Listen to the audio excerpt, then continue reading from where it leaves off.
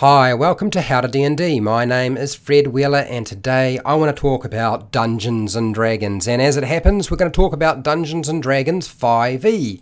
And the first thing I want you to do is, well, we're going to talk about passive perception. That's right, passive perception. Now, if you turn to page 175 and 177, the vast majority of passive perception is included in the player's handbook on those pages. What I'm going to say right now is when it comes to passive perception and the player's handbook, it is extremely poorly organized. It will confuse you. You will tear out your hair. You will think that you are going insane. And that is nothing to do with you. You are not stupid. It is just that the designers of the game didn't really put together the concept of perception, stealth, and passive perception in such a way that it's easy to understand, hence why it's so complicated. So today, I'm going to talk about what passive perception is, how to calculate passive perception, what it represents, and also the purpose of passive perception. And as always, I'm going to demonstrate with maps, miniatures, and dice, as I normally do. So let's have a breakdown of what passive perception is, shall we? Now, passive perception is a check, and it's a special ability check that doesn't involve any kind of dice rolling whatsoever. That's right, no dice get rolled.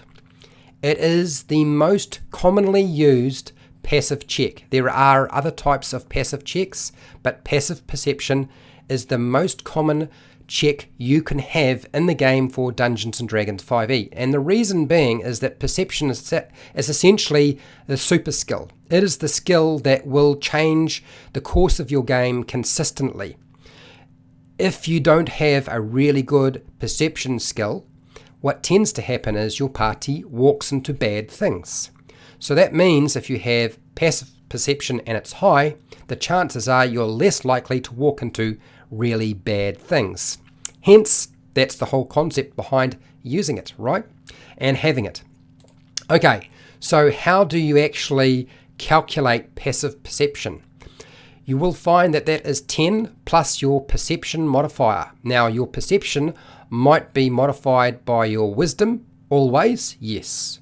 Wisdom score is going to be wisdom modifier, but if you are proficient, if you are trained in perception, you'll also get your proficiency modifier. So that means that if you are proficient or trained, that'll be 10 plus your wisdom modifier plus your proficiency bonus. If you're not proficient and not trained in perception, then it's just going to be 10 plus your wisdom modifier. Now, here's the problem. There are other modifiers that can be added to that, and I can't give you a breakdown all of that. I can't break down every single little modifier that could be included from magic items, spells, and everything else.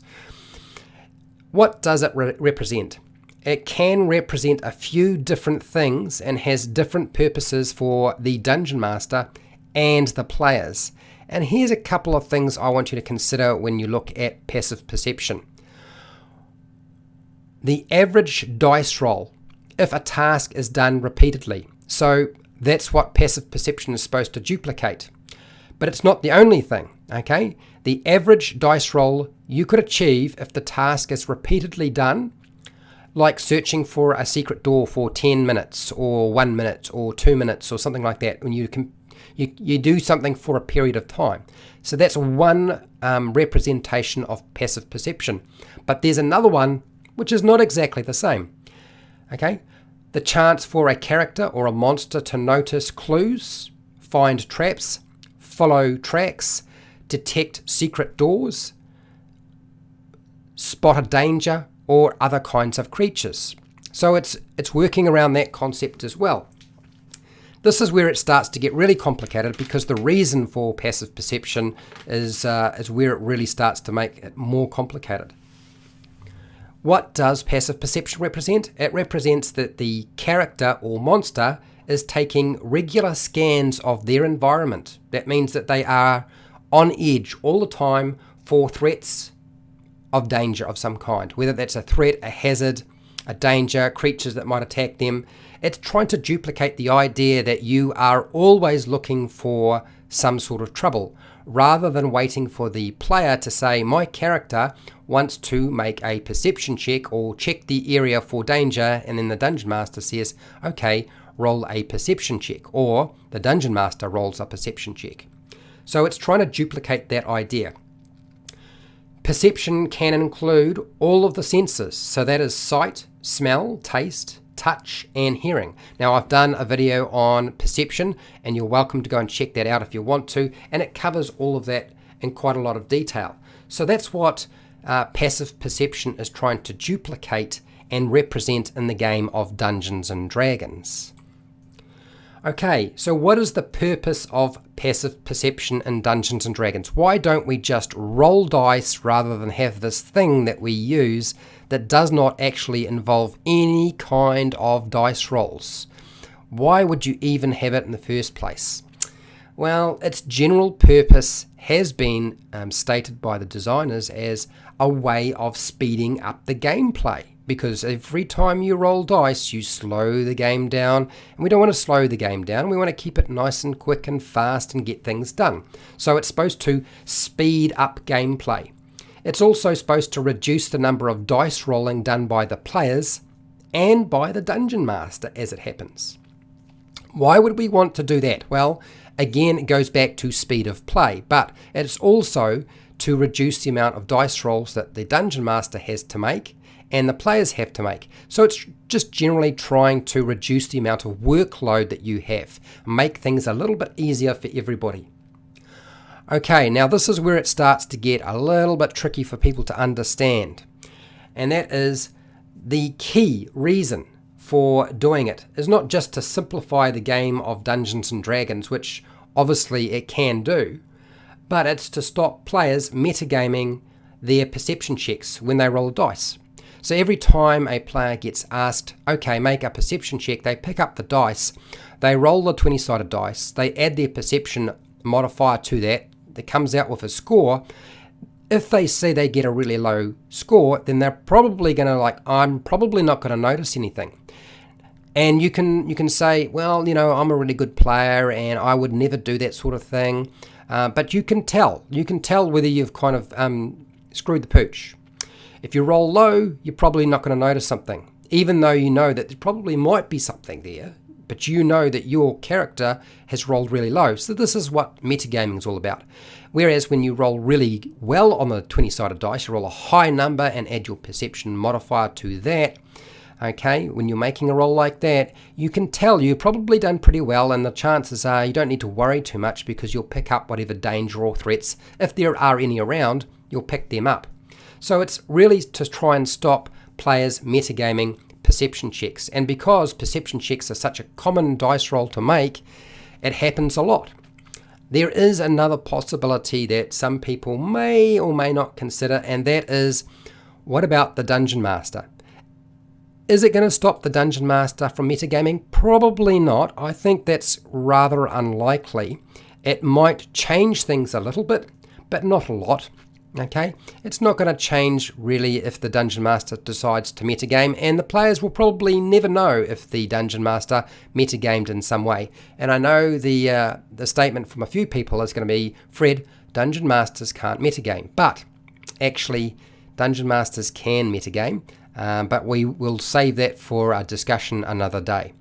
Now, but as I said, the main purpose, speed up gameplay, and really to reduce metagaming by all involved. Okay, so what is the deal with how this passive perception works? Well, the concept is that you are going to take that passive perception and you're going to compare it to a DC or difficulty class or some sort of opposed stealth skill check that would be performed by like a creature or a monster. So with regard to something like a DC or difficulty class, your Dungeon Master will relate this to something that's usually a static item like an object or something that doesn't move. It doesn't have the ability to sort of change its ability to be hidden. So objects and environments usually will involve a DC or difficulty class. Now 5 being very easy, 10 being easy, 15 being moderate, okay, 20 is hard, 25 is very hard, and 30 being near impossible. So those will relate to trying to find treasure and secret doors and secret notes and a variety of other things, maybe finding tracks on the ground, things that don't change the way they operate. Okay, when it comes to a stealth check, passive perception being compared with a stealth check, that means we're dealing with a contest of some kind.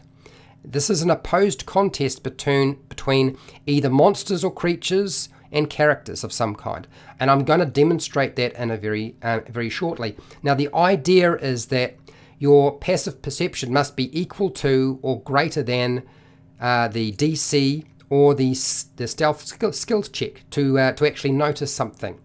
To actually notice it, it must be equal to or greater than. Okay, so what I'm going to do is I'm going to pull up the pre-generated characters from the Dungeons & Dragons 5e starter set, and I'm going to lay out you a scene. This scene is pretty common, right? We've got a whole bunch of goblins. They're hiding in the bushes here in various locations. Got a group over here, some hiding behind the trees here, a few over in the bushes here. They're all hiding, okay? We're going to make a stealth check for them very shortly, and they're trying to ambush our player characters. We've got a fighter here, we've got a rogue, we've got a cleric, and we've got a wizard. Now, we already know what the passive perception is for each of those characters because I've written them down. The fighter is a 13, the cleric is a 13, the wizard is a 13. I know this is not a very good example because there's a lot of 13s involved. Bear with me, somebody's a little bit different. The rogue gets a 10. Not really, it's a kind of strange, I know, but those are the passive perceptions for those characters. They are traveling along the road. The assumption is that they are expecting there might possibly be trouble, so they need to keep a lookout as they are walking or traveling the road, just in case they step in a hole or are ambushed by creatures, and in this case, they might be ambushed by the goblins. But for the goblins to be successful, they must score higher, okay? They must score higher than the passive perception of our characters. That's the concept behind the contest. So I'm going to roll that 20-sided dice in a second, and I'm going to add a 6. That's the modifier for the stealth check. Okay, so the stealth modifier for our goblin is a 6. I roll this dice, and whatever I get then determines the result, and I have to get higher than the passive perception of our characters. Otherwise, we are not going to be successful in hiding. Okay, here we go. Here's our first example. I rolled a 15. I add 15 to 6. That gives me a grand total of, what would that be? I think that's a 21. All right. So I'm adding my 6 from my stealth modifier. So 21 is definitely, it's bigger than the 13s, and it's bigger than the 10. That means that the goblins will get the drop on our player characters. They are hidden. They are hiding. They are not noticed in some way. Okay, that's the concept behind it. It's really just to ensure that only one dice roll is required, rather than having all the players roll a dice and then metagame, and then have the Dungeon Master roll their dice and then compare all the results. That's the only reason really why it's there, okay? No other reason. Okay, so that is pretty much covered it. I will do one other dice roll so that you can sort of see. I don't know if I'll necessarily get a roll that's really low, but I'll roll it one more time. Now, I got a really high score. So here I want to do is I want to sort of change things up. I'm going to deliberately move the dice so you can see slightly different scores. So I've got the 6, and what I want to try and do is I want to separate the group. So some of them are going to notice things and some of them won't. So what I want to do is I'm going to change my dice roll here. Instead of an 18, I'm going to move it and going to adjust it down a little bit, just a fraction, just a smidge. Okay, so let's say we get, there we go. That is 6 plus 5. So I rolled a 5 on my dice, or I pushed it over to a 5. So that's a total of 11 for the stealth modifier on our goblins. Now, as we know, they have to get greater than. They can't get equal to or less than. They must get greater than to be hidden. So that means that the fighter has definitely spotted them. The cleric definitely noticed them. Our wizard has got a 13, definitely noticed them. But the rogue is unaware that they are in that location. So it can change within the party. You can have members with passive perceptions, with some of the party being unaware of what's going on and some of the party being aware of what's taking place. Okay, that is the gist of passive perception. Hopefully I've covered in enough detail that you understand exactly what's going on, but it's all right because I will do future videos on passive perception, but they will be much more involved, much more complicated. All right, so if you found this video helpful or informative, please share and like the video. Consider subscribing to my channel if you haven't subscribed. Hit the bell button to be notified when I go live and when I publish new videos such as live streams, and I do this quite a lot, and edited videos. If you want to support my channel, you did so by watching this video. Thank you very much. I have hundreds more videos, plenty of videos on the basic rules, videos for Dungeon Masters, videos for players. You're welcome to check them out. I don't do Patreon, but I do have affiliate links down in the description where you can buy stuff from Amazon and the book depository. I get a small commission. You pay exactly the same price, and that helps support me to continue doing videos like this. Now, this is your opportunity. Ask your questions, give your feedback, give your poses. You can disagree with me. You can say hi, or you can say bye. That's all fine with me. And if you're not part of the live chat, make sure those fingers are moving fast, people. Then use your comment section. That's what YouTube's provided it for. So there it is. Go and use it. Hey, thank you for everybody who showed up. And hey, till next time, keep rolling those 20s.